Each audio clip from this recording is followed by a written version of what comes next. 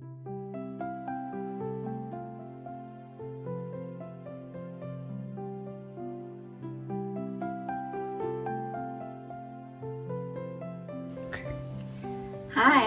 welcome to Creative Math with Ching-Hui. Today we're going to continue the second video for my previous video, how to be good at math. I'd like to discuss the connection between math and art in this video. So the first reflective thought, as an artist, I will suggest seeing math as art pieces. So for example, if I first see a canvas, and before I even start on a piece I want to work, I use my imagination and also to think about a scenery or a theme I want to paint on the canvas.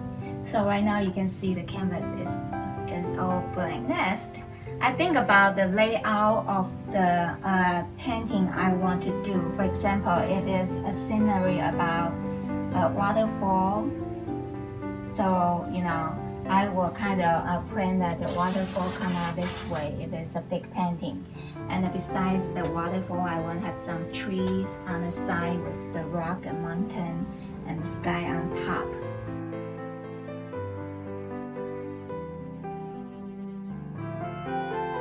Okay, so the next one I'm going to show you a painting I already did. So I'm going to replace it.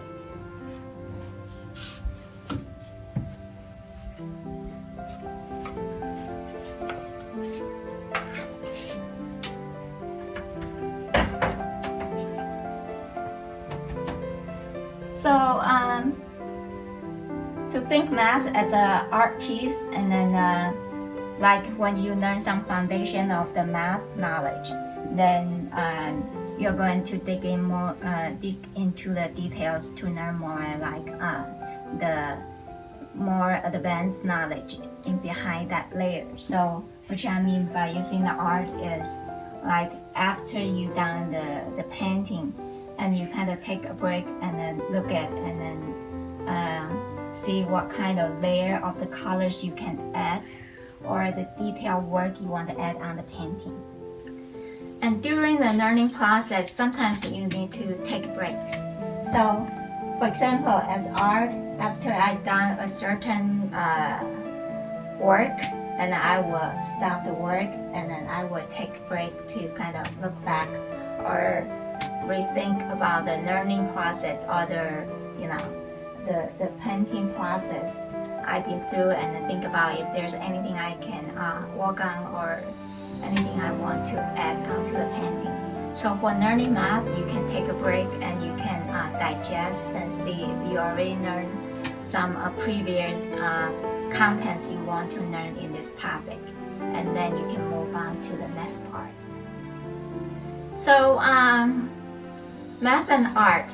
So when we're doing art, sometimes we want to stimulate our brain to have deeper thought of thinking about the object.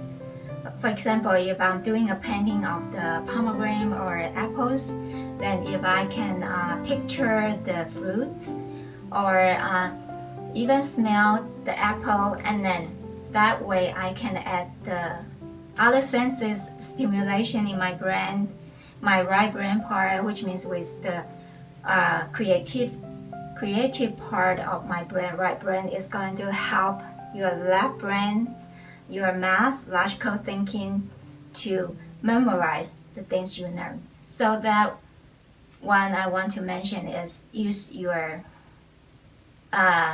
artistic mind to enhance your logical thinking. Okay. So the last thought I want to make about is the connection in between math and art, and how does that to do with our brain's function in between your right brain and the left brain. Okay, so here I have a magazine, National Geographic magazine, talk about the amazing brain. Sometimes if we don't discover the power of our brain, and we never know what kind of things things, resources we can use to stimulate our learning. So it's really amazing that in this magazine talk about the perceptive of the brains, the way we see in different parts of our brain.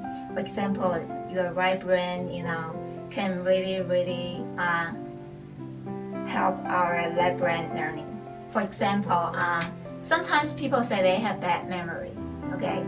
But we can use like the so-called Roman palace memory technique to like you picture a lot of things in a room or different rooms, and that is going to help you build up the memory power. And then we can discover that or enhance that part of ability with left brain. So by using art, the skills we have in art, you can apply those techniques to math. So here I would like to give you an example about using the art concept in learning math. For example, in geometry, I will have a project like have my student design their art studio, and inside their designing plan they need to incorporate some geometric figures on the layout, or on some like a glass window need to have certain type of shape, or inside the furniture they need to have some kind of triangle or quadrilateral, and they have to define. And also you can give them the vocabulary like symmetry, okay, or isosceles, and have them kind of map out and then talk about the relationship. So this kind of methods is really amazing that I discovered the students can learn the lesson very well just by doing, combine the design, and they can also use the color markers or color pencil to color it to make it more vivid image to memorize.